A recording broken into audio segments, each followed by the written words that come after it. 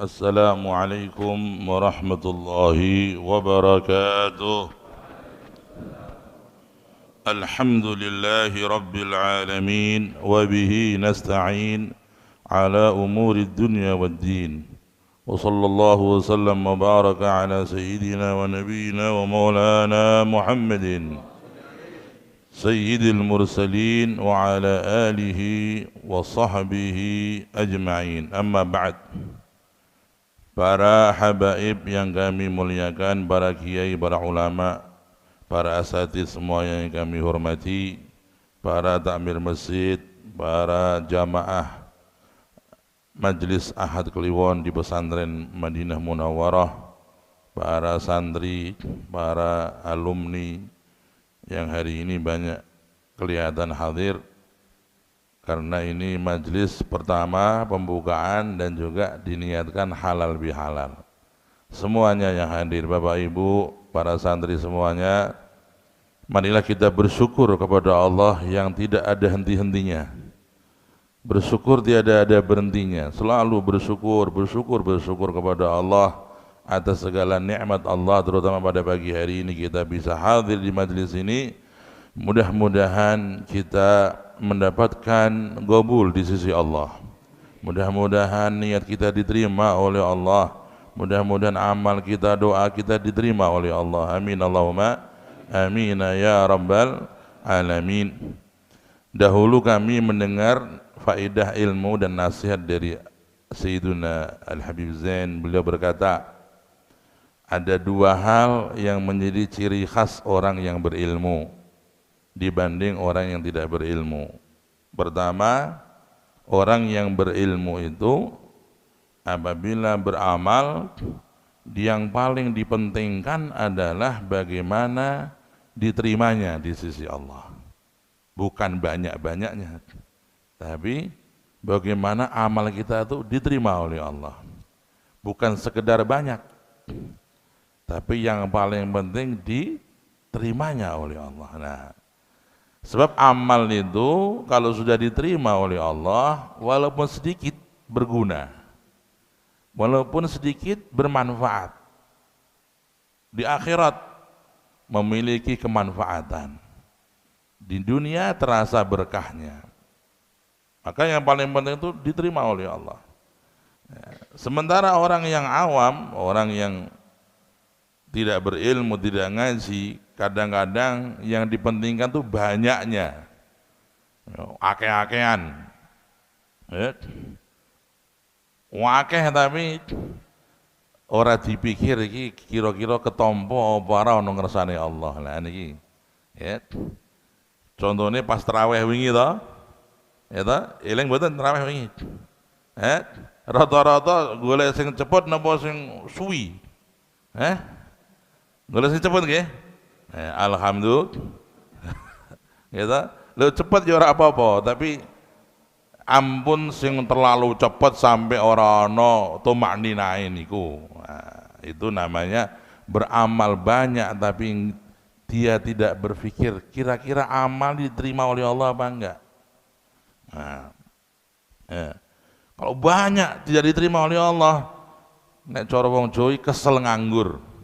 Gitu. Mulane Kanjeng Nabi dah Allahumma shalli ala Muhammad, kam min qaimin laisa lahu min qiyamihi illa ta'ab. Berapa banyak orang sholat malam, hasil daripada sholat malamnya itu hanya capek saja. Tadi karena dia hanya cari banyak-banyakan saja, tidak berpikir bagaimana amal ini diterima oleh Allah, bagaimana amal ini bisa makbul di sisi Allah Subhanahu wa ta'ala. Nah, maka ya kita di majlis semacam ini, mari kita walaupun duduk itu 1,5 jam, kita duduk di sini sebulan sekali atau selapan sekali. Muga-muga ngamal sing sithik-sithik ngeten iki, muga-muga Gusti Allah nambi. Amin Allahumma amin ya rabbal saged dados sangu akhirat. Amin Allahumma.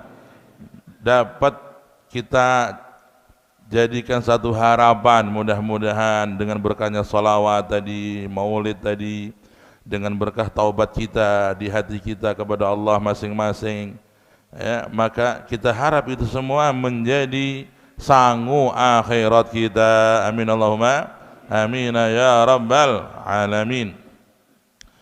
Kemudian yang kedua, kata beliau Sayyiduna Al-Habib Zain, orang yang berilmu hendaknya ketika beramal itu berusaha, pentingnya istiqomah. Jangan banyak-banyak tapi enggak istiqomah. Ya, jangan kita beramal tapi kita enggak ada usaha untuk istiqomah. Sebab amal itu yang paling disenangi oleh Allah adalah yang istiqomah. Ya, beliau mencontohkan nih, kalau ada orang salat duha tiap hari 2 rakaat saja, tapi istiqomah, lebih bagus daripada orang yang sholat duha langsung dikeput rolas. Gitu. Sholat duha rolas rakaat orang benten, benten, gak tau ngelakoni itu, loro wae ora kok. Sholat duha rolas rakaat niku mungguhe sebagian ulama, gitu. Itu membolehkan duha niku rolas rakaat. Gitu. Kalau mu'tamadnya madzhab 8 rakaat maksimal. Tapi rolas iki ana. Ya, umpamane wong niku ana sing salat duha rolas rakaat, tapi seminggu pisan. Ya, kalah tiyang sing tiap dinten mok kalih rakaat tapi istiqomah ben dinten. Ini lebih barokah, lebih dicintai oleh Allah. Jelas apa jelas nggih? Paham nggih? Paham nggih? Ngantuk apa ngeleh gitu. Apa loro-lorone? Ha gitu. Ya ta, Allahumma shalli ala Muhammad. Allahumma shalli ala Muhammad. Para bapak, para ibu, para jamaah sedaya, ya, dan kita di hari ini di samping pengajian juga halal bihalal. Intinya halal bihalal adalah saling menghalalkan, menghalalkan ya memaafkan. Menghalalkan itu kita punya hak, kita halalkan. Wis nek dulurku iki, kancaku iki jamaah nang masjidku iki utawa sing jamaah karo aku nang kene iki duwe salah nang aku, wis tak halalno. Saya enggak akan menuntut dia. Kita tidak akan lagi menuntut, menghalalkan. Itu namanya halal bihalal. Ya, ini salah satu istilah yang spesial untuk Indonesia. Ya ta, sampeyan lunga ndi wae ora ana kuwi. Ya, nang ndi wae, nang Mekah, nang Madinah ora ana, ya ta, salaman halal bihalal ngono. Wong ora bingung malah.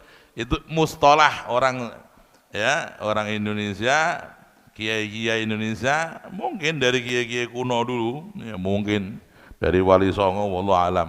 Ya, halal bihalal. Maksudnya kita saling menghalalkan hak kita, saling memaafkan semua orang yang pernah mendolimi kita atau mengambil hak kita. Ya, ada seremonial salaman, itu salah satu amaliyah. Nanti di akhir majlis kita salaman, maksudnya saling memaafkan. Yang kedua, kita saling mengucapkan pemaafan, gitu. Karena mutamatnya begitu, ya, dimaafkan kesalahan saya ya Pak, ya saya maafkan, gitu. Gitu. Terus niku nek cara hukum sing asli ngoten niku, mohon maaf lahir batin semua kesalahan saya. Engko sing jawab yang ngono, mohon maaf lahir batin. Lah sing nampa sapa ora ana iki. Iki nek cara hukum fikih sing asli mesti kudu dijawab sih. Ya Pak, saya maafkan, sama-sama ya, saya mohon maaf gitu. Carane ngono kuwi sing bener, tapi ya wis kelakuane budaya kita itu sing kono njaluk maaf, sing kene njaluk maaf. Lah sing nampa sapa? Gitu. Jadi ulima ridhahu, mbok menawa wis do ngerti nah kuwi wis memaafkan, wis jawab kok. Berarti kan podo-podo, ya husnudzon. Tapi lebih waroknya nek saged jenengan niku nggih ngucapke. Nggih Mas, jenengan nek gadah salah kala kula nggih mun kula halalke, mun kula maafke. Kula nggih ngoten nggih nyuwun maafe. Niku luwih sae. Luwih warok, luwih sae, nggih. Niku nggih sing kula kepengin nyampeaken dhateng jenengan. Ini sudah hari pembukaan, terus hari spesial, dan kita ketemuan tamu spesial Al Habib Saleh bin Muhammad Al Jufri. Beliau dari Solo, pemimpin pesantren Darul Mustafa. Ya, beliau dengan akhlaknya yang mulia datang kepada kita yang kedua kali ini. Ya, kedua kali. Kita belum balas. Beliau sudah ke sini, ya Allah. 2-0 ini. Kayak bal-balan wingi menang piro? Kula niku mboten ngerti critane, kula niku dugi saking acara dalu-dalu jam 11:30 kok jek rame ana apa donya iki. Sini semuanya kafe, Beb. Pondok ini ada 50 kafe. Sing ngeroyok pondok niku. 11:30 kula pangsul saking acara kok rodok rame iki, tapi kula mun ngantuk. Akhirnya kula istirahat. Lah kok subuh-subuh ono rame. Rame iki. Ono bal-balan. Ternyata menang gitu. Alhamdulillah. Kula malah mun kula titeni bal-balan nek kula nonton Indonesia malah kalah. Akhirnya kula gak gelem nonton. Tapi nek gak tonton malah menang. Sampeyan kepengin kula nonton mboten? Kula mun titeni nek kula nonton malah kalah. Wah iki gawe repot iki bal-bal. Iki serasa tak tonton ben tambah menang gitu. Amin Allahumma. Lumayan menghibur. Ya toh, menghibur walaupun kita itu ya harus juga tahu jangan sampai gara-gara bola kita subuhnya terlambat atau subuhnya sampai enggak jamaah, ini rugi besar. Ya nonton bola menang syukurane jamaah subuh mesti kebek. Ya toh? Amin Allahumma. Amin Allahumma. Amin ya rabbal. Jadi kita hari ini dapat tamu spesial Habib Saleh, maka kita tidak boleh menyanyiakan kesempatan emas ini. Kita mohon dari beliau nasihat atau kisah-kisah atau apa saja yang Allah titipkan di hati beliau dari guru-guru beliau, para habaib, ya, para ulama dzurriyyah Nabi sallallahu alaihi wasallam. Nggih. Dados kula wingi pas khol teng Trowolu kula mun nyinggung-nyinggung masalah jangan kita mengikuti kelompok-kelompok sekarang ini yang mengingkari nasab para habaib. Wis sampean sing santri ne mriki utawa muhibbin jamaah mriki wis ra usah melu-melu. Ya toh? Dan kalau bisa kasih nasihat orang-orang yang semacam itu. Ya, berbahaya kalau kita itu sampai membuat satu pernyataan yang membuat fitnah di tengah-tengah umat. Ya, berbahaya sekali. Wis nek gak iso cinta minimal sampean menengo. Nek sampean gak iso cinta minimal sampean iki golek selamat ora usah nyebar fitnah, berbahaya sekali. Nggih. Dados niki ya ta, orang kadang-kadang sudah sampai berparah ini, sudah sampai parah. Wah, kalau nggih ngeri ya ta. Ini sampean harus betul-betul nyari selamat. Jangan kita mengikuti orang-orang sekarang yang katanya ahli nasab, mengaku ahli nasab, dan yang mengakui dia ahli nasab itu siapa? Orang-orang ahli nasab itu sudah ada ulama-ulamanya. Nasabah Madinah ada, nasabah Mekah ada, nasabah di Syam ada, nasabah Irak ada. Semua ahli nasab dunia, pakar-pakar nasab sudah sepakat. Iki wong ngaku nasabah, yang mengaku anta nasabah ini siapa? Enggak jelas. Ya. Maka hati-hati sampean wis rasa melu-melu orang-orang yang mengingkari nasab habaib. Tetap istiqomah mengikuti Mbah Khalil Bangkalan, Mbah Kiai Nawawi Banten, Mbah Kiai Hasyim Asy'ari, ya, Mbah Kiai Abdullah Salam Kajen, Mbah Arwani Kudus, semua kiai yang kita temui, mereka semua mengakui nasab para habaib. Ya. Dan ulama-ulama salaf di Indonesia semuanya alaqah sanadnya dengan para habaib. Maka jenengan tidak usah ragu dan jangan tertipu dengan omongan-omongan orang-orang yang ingin memfitnah itu. Ya, mun istiqomah nderekaken ulama, para kiai, mereka itu sudah lebih ngerti, lebih faham, bukan hanya ilmu zahir, ilmu batin, ilmu hatinya sudah lebih tajam daripada kita. Kewaroannya, kezuhudannya membuat mereka tidak mungkin salah dalam langkah. Tidak mungkin mereka salah di dalam i'tiqad, di dalam amal-amal hati mereka, di dalam mencintai dzurriyyah Nabi sallallahu alaihi wasallam yang kebanyakan dari al-Husainiyin, dzurriyyah Sayyidina Husain banyak yang ke Indonesia, dan ini satu kemuliaan. Mestinya kita bersyukur kepada Allah. Kita itu nataqarrab ilallah, ya, kita itu mendapat barokah dan mendapatkan pahala ibadah cinta kepada zuriyah Nabi sallallahu alaihi wasallam. Ya, dan ini adalah modal yang paling nikmat di akhirat nanti. Ya, ngamale ora iso padha, sing penting atine cinta tenanan. Insyaallah kumpul dengan mereka. Amin Allahumma. Berkumpul para ulama, para habaib, para kiai, para salihin bersama matahari dari semua kemuliaan Kanjeng Nabi Muhammadin sallallahu alaihi wasallam. Amin ya rabbal alamin. Kula mboten kathah-kathah melih, kita langsung mendengar dari Habib Saleh Ad-Da'i ilallah Sayyid Al-Habib Saleh Al-Jufri, falyatafaddal mashkuran. Assalamualaikum warahmatullahi wabarakatuh. Alhamdulillahi rabbil alamin. Wassalatu wassalamu ala asyrafil anbiya'i wal mursalin Sayyidina Muhammadin wa ala alihi wa sahbihi ajma'in, amma ba'd. Yang saya hormati Al-Fadil Kiai Haji Muhammad Yahya bin Kiai Haji Almarhum Abdul Wahid, para kiai, para habaib, para asatidzah, para dewan guru yang ada di pesantren Madinah sini, para wali santri, para santri-santri dan alumni, hadirin wal hadirat, muslimin wal muslimat rahimakumullah. Pertama, kita bersyukur kehadirat Allah dengan syukur yang sedalam-dalamnya bahwa kita dihadirkan oleh Allah dengan taufik dan inayahnya hadir di majelis yang mulia ini. Semua majelis-majelis yang mulia semacam ini, majelis maulid, majelis rutinan Ratibul Haddad, majelis rutinan Ratibul Imam Abdullah bin Umar bin Abdurrahman Al-Atas, majelis maulid Simtud Durar, majelis pembacaan kitab, dan juga para pengarang-pengarang kitab, ya, dan amaliyah-amaliyahnya, dan nasihat-nasihat para al-ulama, dan berbagai macam, ya, program dan acara yang luar biasa yang dilakukan oleh ulama-ulama kita yang dahulu dan yang sekarang ini.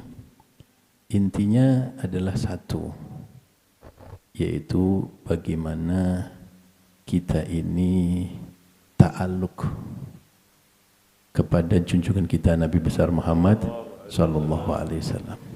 Bagaimana kita mengenal Rasulullah, bagaimana kita mencintai Rasulullah, bagaimana kita patuh dan tunduk terhadap taujihat dan sabda-sabda beliau, ya, sehingga dengan itulah kita akan selamat. Dengan itulah kita akan terbebas dari celaka dunia dan celaka akhirat. Kita setiap Ahad Kliwon hadir di pengajiannya Kiai Haji Yahya, baca kitab Ihya Ulumuddin, kemudian sebelumnya baca kitab Simtud Durar, Maulid Simtud Durar, ya. Ini kita digiring, dibawa oleh Ustadz Yahya, digiring oleh Imam Ghazali, dibawa oleh Habib Ali bin Muhammad Al-Habsyi untuk dekat dengan Rasulullah, untuk mengenal Rasulullah. Kalau kita mengenalnya, akhirnya mencintainya.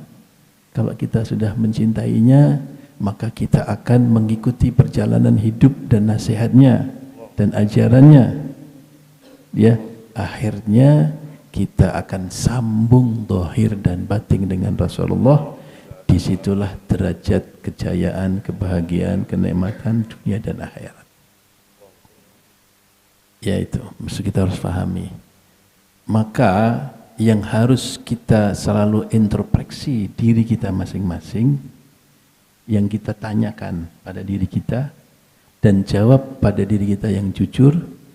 Selama kita duduk dengan kiai, selama kita hadir majelis, selama kita mengaji, mengkaji kitab-kitab, jenengan ukur diri panjenengan bagaimana hati kita terhadap Rasulullah,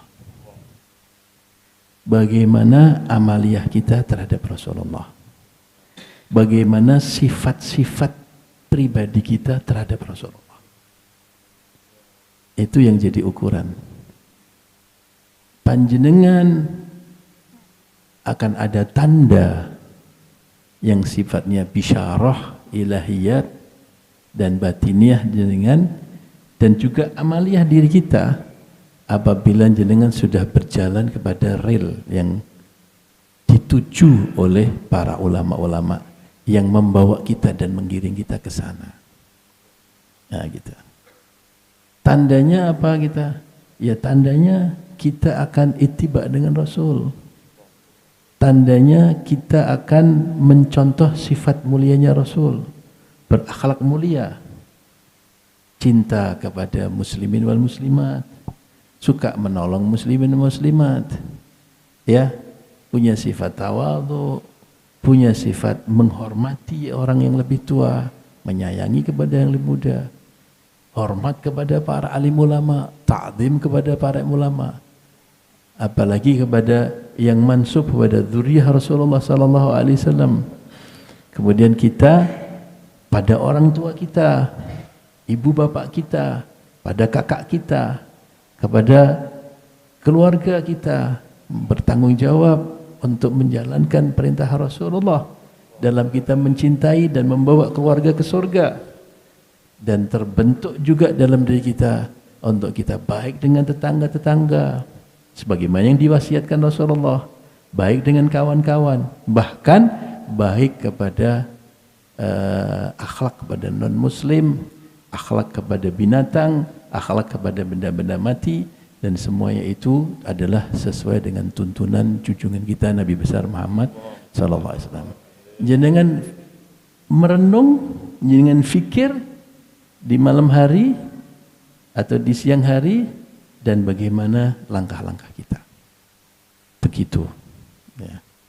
Jadi Bapak Ibu yang mulia, tidak ada wali Allah, orang yang dicintai oleh Allah, orang sekarang atau orang yang dulu sampai sahabat-sahabat Nabi, mereka orang-orang yang dihormati, mereka adalah orang-orang yang mulia, mereka adalah orang-orang yang selamat dan berjaya sesuai dengan nas Rasulullah, kecuali karena mereka orang yang paling hebat di dalam ittiba dengan Rasulullah. Al-Habib Abdullah bin Alwi Al-Haddad, sahibul Imam Ratib Haddad, beliau mengatakan, arju, saya ini berharap, ma min sunnatin sannahu Rasulullah wa inni qad amiltu biha. Aku ini berharap semua sunnah-sunnah Rasulullah yang pernah dikerjakan Rasulullah, saya berharap semuanya sudah saya amalkan. Sampai potongan rambutnya ngikuti Rasulullah. Ya, Rasulullah itu pernah makan dengan berlauk cuka. Maka Habib Abdul Haddad juga ittiba, makan dengan lauk cuka. Jangan pernah belum makan lauknya cuka, cuman cuka saja. Ya. Rasulullah pernah makan roti dikasih lauk cuka. Tidak ada lain kecuali hanya itu. Oleh istrinya, tapi Rasulullah orang yang mulia. Beliau mengatakan ni'matul idam khal. Ni'matul idam al-khal. Senikmat-nikmat lauk cuka. Ngomong-ngomong istrinya, senikmat-nikmat lauk adalah cuka. Beliau bukan lelamisan. Kayak kita ini kalau ngomong lelamisan, antara lambe dengan hati beda. Iya enggak? Iya.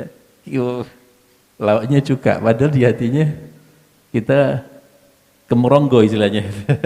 Tapi Rasulullah kata senikmat idam cuka. Beliau jujur. Nah, ternyata memang cuka itu berkhasiat luar biasa. Zaman sekarang ini orang tahu betapa besar manfaat ibadah cuka dalam kesehatan. Betul Pak? Ya, menghilangkan kolesterol sebagai antioksidan. Ya, cuka akan bisa menurunkan kadar darah dalam tubuh. Wah, berbagai macam, sehingga orang berlomba-lomba sekarang ini berbisnis dan membuat cuka. Sudahlah. Rasulullah dari awal sudah ngatal. Nikmat itu. Hebat dalamnya. Allahumma sholli ala sayyidina Muhammad. Nah, ulama-ulama kita di dalam kehidupannya selalu yang menjadi pertimbangan nih, kira-kira ini ada contohnya Rasulullah enggak ini? Kira-kira ini saya ittiba Rasulullah apa enggak? Sayyidina Habib Abu Bakar, ya, Sakran bin Abdurrahman Segaf, itu beliau pernah, ya, tidak memakan semangka karena beliau belum tahu bagaimana cara membuka semangka yang dituntunkan Rasulullah SAW. Saya masih belum tahu bagaimana Rasulullah itu membelah semangka. Dari mana dulu, dari sini atau dari sini, akhirnya beliau tidak mau makan semangka. Berarti semua berlakunya ini ada contohnya, benda. Kalau ada contoh saya akan lakukan. Sampai begitu rupa para ulama-ulama itu ittiba dengan Nabi SAW. Dan itu bukan hanya zahir, batinnya pun beliau ukur mengenai keikhlasan, muraqabahnya dengan Allah Subhanahu wa taala. Ya, niatnya bagaimana, hubungannya dengan batiniahnya Rasulullah bagaimana, seperti itu. Nah, disitulah tempat keselamatan. Dan para jamaah yang mulia, seluruh permasalahan dalam kehidupan yang terjadi pada pribadi kita, problem yang terjadi pada keluarga kita, problem yang terjadi pada masyarakat kita, dan problem yang terjadi pada umat kita, hanya satu sebab saja. Jenengan teliti, ya, kalau jenengan kepingin menyelesaikan, ya lakukan penyelesaian yang satu ini saja. Problemnya karena menyelisihi sang Nabi. Kulo lan panjenengan nyeleweng kalih aturan Rasulullah. Kulo kalih panjenengan mboten manut kalih sang penuntun, komandan kita yang sejati. Allah cerita di dalam peperangan Uhud, itu bukan cerita kosong, bahwa para sahabat Rasul yang didudukkan di Jabal Rahmah untuk duduk tempat itu, menganggap situasi dan kondisi sudah berubah karena menang, maka keluar dari komando. Mereka sudah selesai nih, peperangan sudah selesai, kita sudah menang, musuh sudah terpukul mundur. Sekarang ada rampasan perang yang ditinggal, kuda, makanan, dan sebagainya macam hal itu. Mereka ini berebut-rebut nih, kita harus ikut juga. Turun sebagian berebut. Komandannya kan, kita belum dapat perintah. Perintah belum datang, kita tetap berada di sini. Enggak, situasi sudah kok berubah. Kondisinya sudah berubah. Ya kondisi berubah tapi kita belum dapat perintah. Terjadilah perselisihan. Sebagian besar turun. Ya, ngambil pampasan perang itu.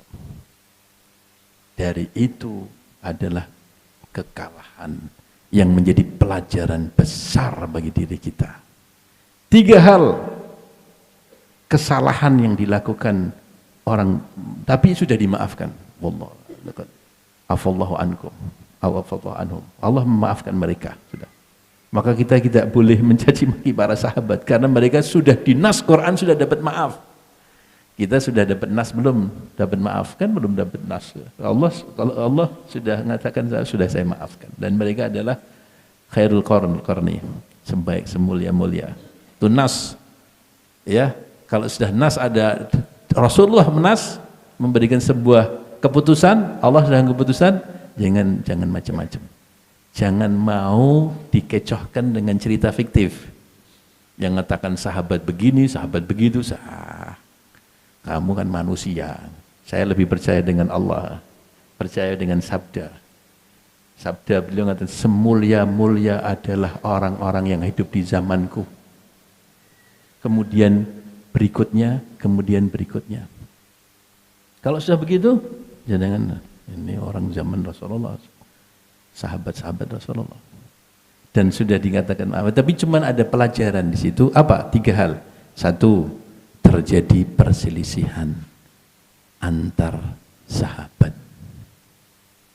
Perselisihan adalah sebab kekalahan. Yang kedua, minhum man yuridud dunya wa minhum man yuridul akhirah. Ada yang terkecoh ingin duniawi sehingga niatnya melenceng, ingin mengambil harta rampasan perang. Yang ketiga, mereka tidak patuh dengan Rasulullah, turun dari bukit belum ada perintah, menyelisih Rasulullah karena terpengaruh dengan duniawi. Dan yang ketiga, perselisihan. Inilah sebab kita kalah. Kalah dengan setan, kalah dengan hawa nafsu, kalah dengan suasana dan kondisi. Jadi kita koreksi Bapak Ibu yang mulia, bahwa jenengan punya masalah hidup apa? Sakit, dengan punya masalah hidup yang tidak selesai-selesai, dengan teliti. Bagaimana jenengan ini terhadap Rasulullah, sunnah Rasulullah, akhlaknya Rasulullah, pribadi Rasulullah. Ikuti, selesai. Karena solusi kita adalah Nabi. Ya, komandan kita adalah Nabi. Dan semua yang dilakukan Rasulullah penyelesaian totalitas, dan itu adalah minallah. Ukurannya Allah yang nyata dan nampak di mata kita adalah sang Nabi. Allahumma sholli ala sayyidina Muhammad. Adalah sang Nabi. Begitu para jamaah yang mulia. Dalam makan ikuti sang Nabi. Dalam minum ikuti sang Nabi. Dalam cari rezeki ikuti petunjuk sang Nabi. Iyalah, dalam mengatur hidup kita ngikuti sang Nabi. Dan yakin, Pak, bapak-bapak, ibu-ibu, yakin, selama umat Islam, ukuran pribadi, ukuran keluarga, ukuran masyarakat, ukuran bangsa dan negara, dan ukuran internasional, global, ya, kalau tidak dengan konsisten, teliti, hati-hati, maksimal ikut sang Nabi, maka tidak akan mungkin ada kemenangan. Sudah ada contoh dalam Quran, sudah ada cerita. Quran itu petunjuk, hudan linnas wa bayyinatin minal huda wal furqan. Apa yang sudah dilakukan sama itu sebagai flashback kita, petunjuk kita. Bapak-bapak, ibu-ibu, sulit kita mengalahkan iblis. Sulit kita mengalahkan Dajjal dan bala tentaranya. Iblis makhluk yang dendam. Nabi Adam alaihissalam adalah, dan Siti Hawa kakek kita, nenek kita, sudah diceritakan oleh Allah dalam Quran, sudah pernah tertipu dengan bujuk rayu sang iblis. Dan akhirnya hilang kehormatan lahir dan batinnya. Kehormatan lahirnya hilang karena, maaf, beliau telanjang. Dilepaskan busana sorga, sehingga beliau tutupi dengan min warakal jannah, apa namanya, daun-daun sorga. Hilang kehormatannya karena nyun sewu, ya, diturunkan dari sorga menjadi penduduk bumi, turun pangkatnya. Tapi itu memang sudah takdir ilahi. Kita akan selalu diawasi, akan diterkam sama dia, diseret menjadi temannya ke neraka. Maka Allah turunkan surat Al-Ikhlas, surat Al-Falaq, surat Al-Khannas untuk jaga surat-surat yang lain dan wirid-wirid yang lain untuk menjaga diri kita dari godaan setan yang terkutuk itu. Qul a'udzu birabbin nas. Katakanlah ya Muhammad, a'udzu birabbin nas. Aku berlindung dengan Rabbun nas, Tuhannya manusia. Allah itu Tuhannya siapa? Allah itu Tuhannya alam semesta. Tuhannya langit, Tuhannya bumi, Tuhannya gunung, Tuhannya lautan, Tuhannya malaikat, Tuhannya jin, Tuhannya seluruh. Tapi Allah mengatakan Rabbun nas. Penghargaan bagi kita sebagai manusia.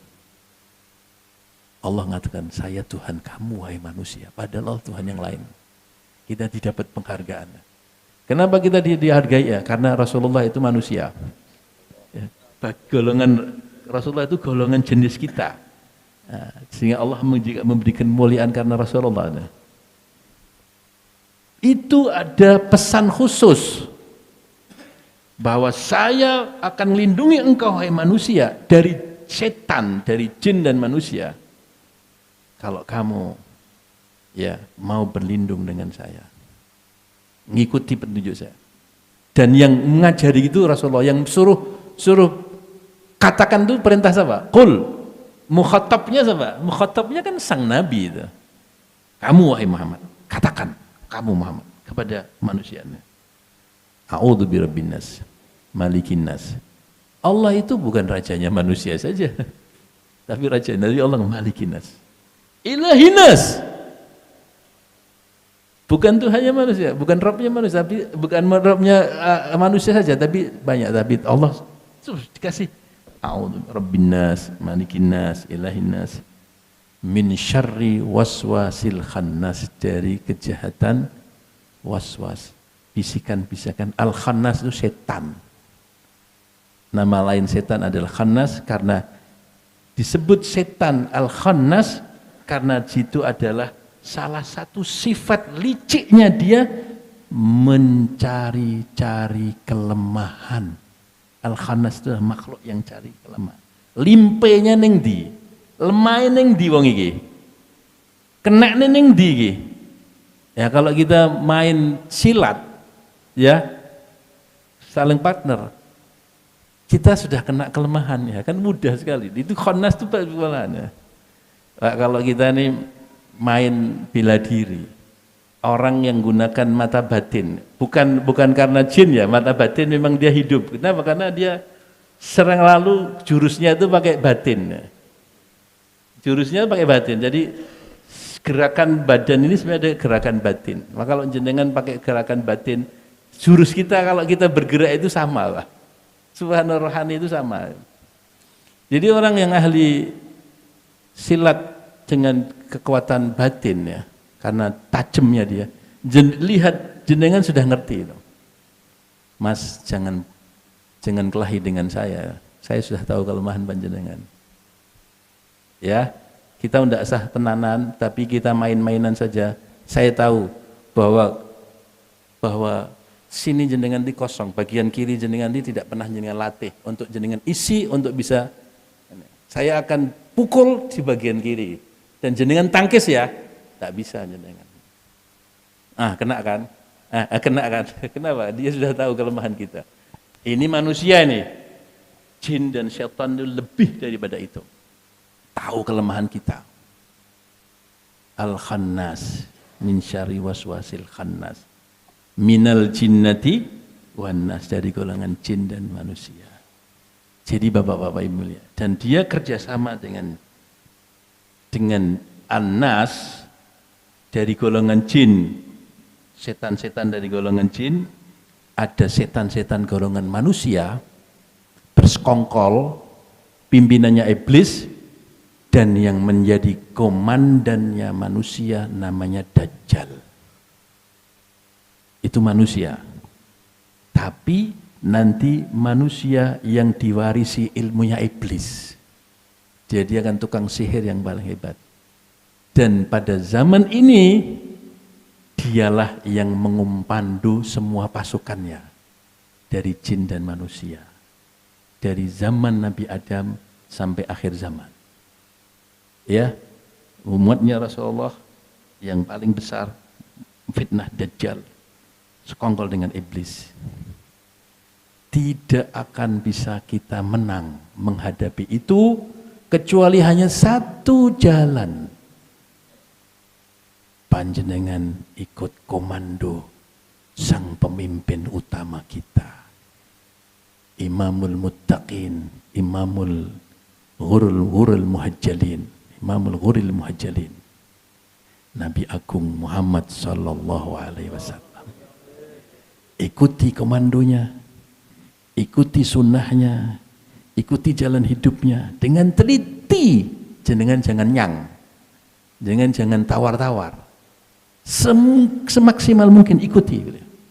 Jangan selamat dari jin dan manusia. Jangan selamat dari Dajjal. Jangan selamat dari iblis. Dia akan tidak berani. Ini bukan lawan saya. Kenapa? Di belakangnya adalah nusratullah. Di belakangnya ada kekuatan ilahi. Karena jenengan bersama Nabi. Kalau di belakang jenengan bukan ilahu Rabbi, Rabbun Nas, Malikin Nas, Ilahin Nas tadi, tak bisa, Pak. Sulit jenengan kalahkan. Maka Allah berfirman, In yang surukumullah, fala ghaliba lakum, wa in yakhdulkum, faman dhal ladhi yang surukum min ba'di, fa'alallah falyatawakkalil mu'minun. Kalau Allah menolong kalian, tidak akan ada siapapun, kata Allah, yang mengalahkan kalian. Siapapun. Tapi kalau Allah tidak menolong kalian, membiarkan kalian, siapa lagi yang akan bisa menolong kalian? Artinya tidak ada, Pak. Tidak harta kita, tidak pangkat kita, tidak ekonomi kita, tidak ilmu kita, tidak fulan, tidak faltan, tidak siapapun dan apapun di alam semesta ini. Jangan harus ngerti ini. Jangan bergantung dengan manusia. Siapapun dan apapun. Yang bisa nolong kita hanya Allah. Dan nolong kita akan datang panjenengan apabila menjadikan Rasulullah sebagai komandan panjenengan. Pertolongan Allah akan ikut jenengan. Itu secara pribadi kalau jenengan lakukan. Kalau jenengan bawain anak istri, akan ditolong oleh Allah anak istri panjenengan dan anak keturunan panjenengan. Itu masyarakat panjenengan dan umat dan pak santri panjenengan ditolong. Masyarakat luas ya seperti itu juga. Dan Rasulullah SAW punya sub-sub imam. Siapa itu? Para alim ulama, para habaib, para dzurriyyah dan para alim ulama. Al ulama'u warathatul anbiya.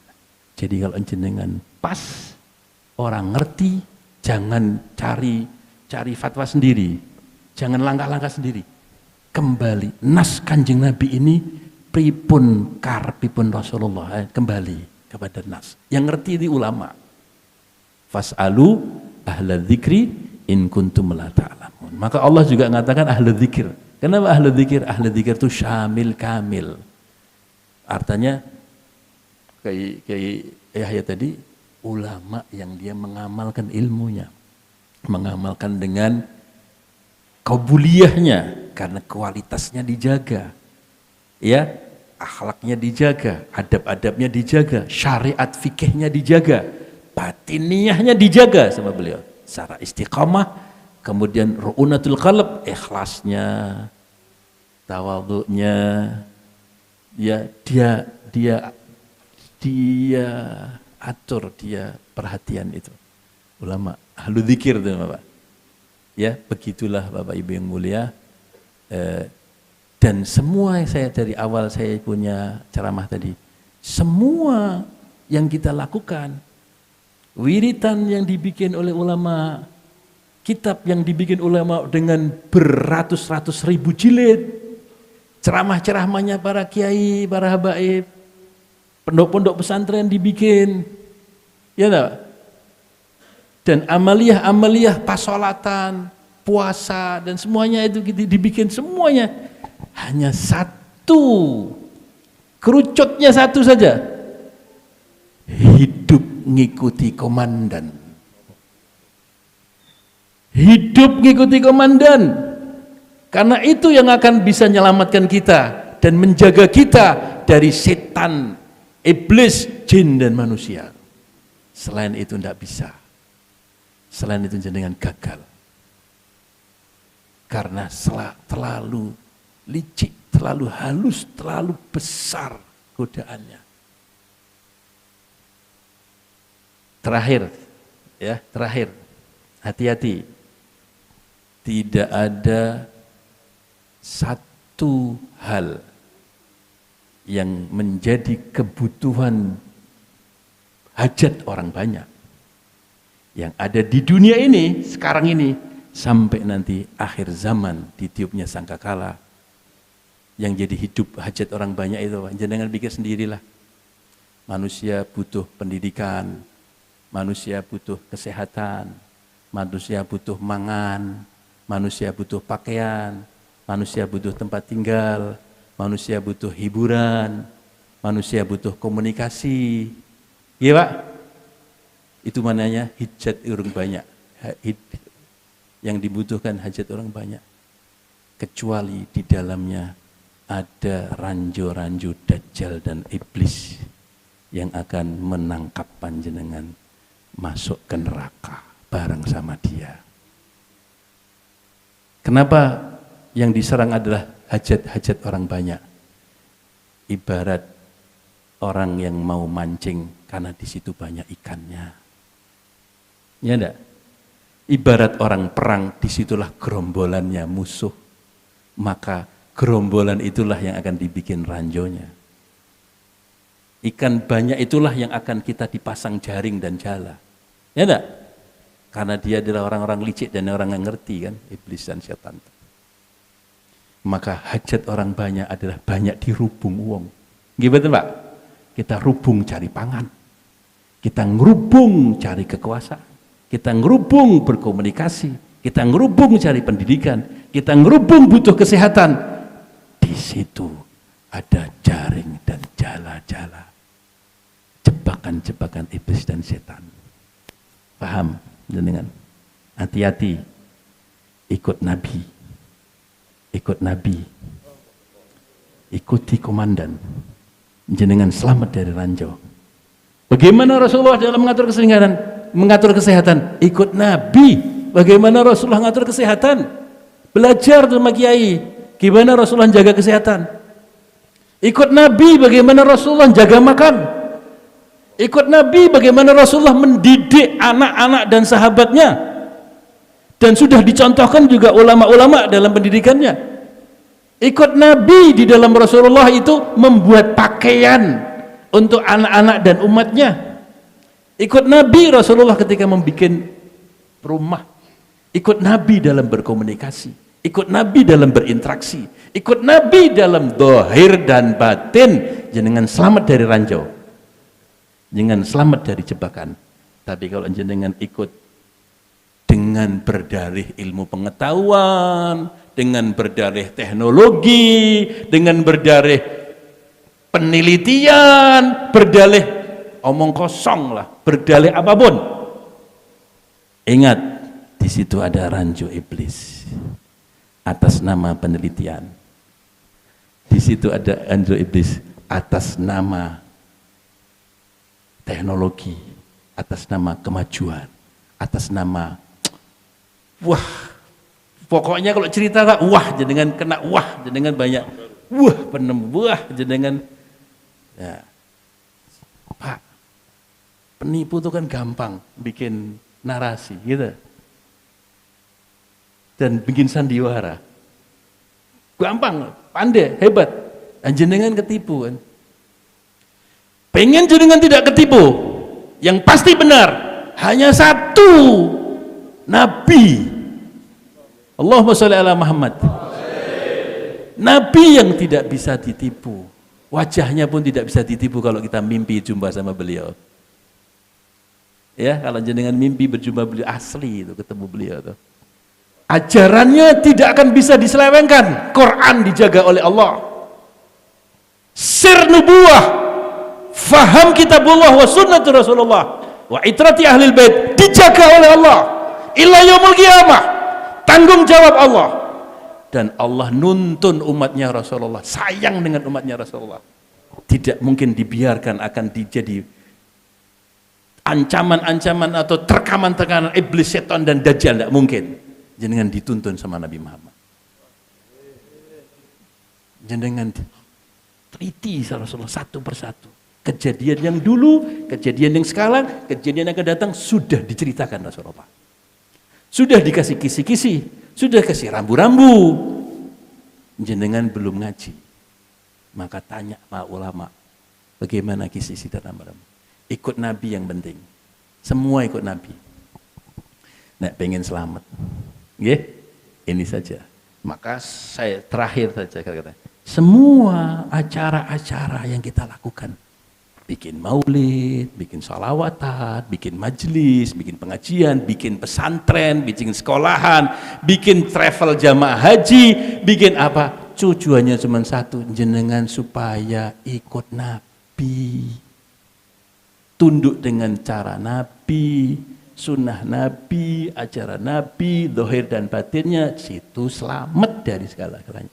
Maka ukur diri jenengan, ukur istri, ukur anak, yang jadi tanggung jawab jenengan, bagaimana mereka dengan Nabi, bagaimana jenengan dengan Nabi, cinta jenengan, ittiba jenengan, akhlak jenengan, makan minum jenengan, cari duit panjenengan, ikut Nabi ndak? Kalau jenengan nyeleweng, sumber bencana, sumber sakit, sumber masalah. Kalau jenengan ikut Nabi, sumber solusi, sumber pertolongan ghaibiyah, rabbaniyah, ilahiyat. Wabillahi taufiq. Assalamualaikum warahmatullahi wabarakatuh. Waalaikumsalam. Saya mohon. Assalamualaikum.